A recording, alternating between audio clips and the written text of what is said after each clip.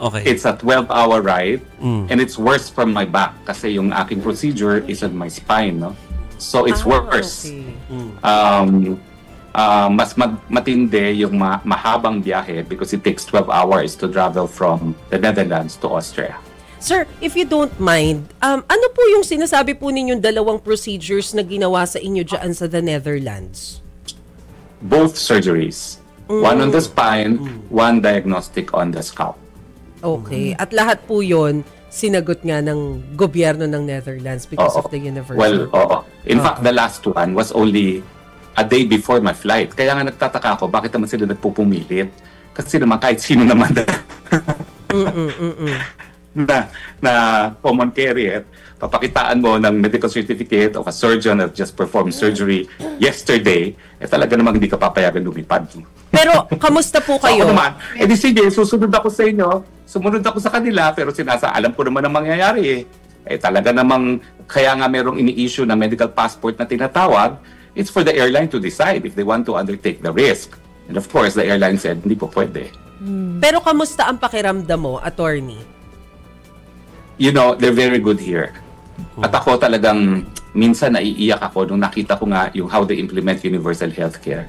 Dapat ganyan din ang mangyari sa Pilipinas. And that was my intention when I passed and sponsored the universal healthcare law. No?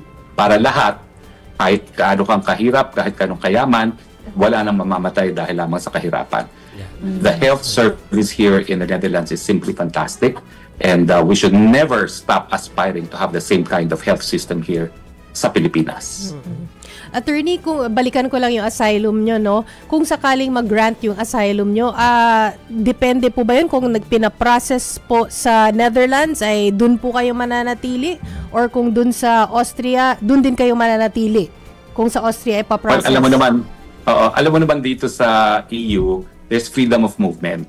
So kahit saan ako ma-approve, I can live anywhere in Europe. No? Pero of course, I'm hoping mawawala na rin si Marcos dahil siya ay bangag at makakauwi na rin ako sa Pilipinas. Oo. Okay. Paano nyo po ano pong sasabihin po ninyo, no, dun sa mga naniniwala na ginagamit nyo po ang asylum para matakasan yung kaso nyo dito, for example, yung mga kinakaharap nyo po dito. Paano nyo po ipapaliwanag po yun sa ordinaryong Pilipino na hindi po yung intention po ninyo yun?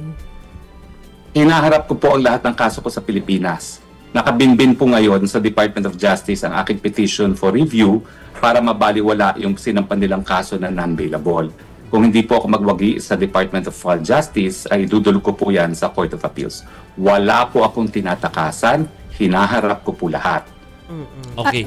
At ano po ang pinakamalinaw po ninyong ebidensya na wala po kayong kinalaman dun sa qualified human trafficking dun sa mga umano'y illegal pogo operations? Wala po akong kahit sinong recruit at ang tanging ebidensya lang nila doon sa resolution ng piskal ay nasa 2 paragraph lamang. Unang-una, yung ako daw po ay nag-abogado sa Whirlwind Corporation sa kaso ng ejectment at ako ay sinamahan ko si Cassie Ong para magkaroon ng rescheduling of payments sa mga pagkakautang sa PAGCOR. Wala pong kasalanan doon sa mga bagay-bagay na yan. Dahil yan po ay trabahong abogado lamang.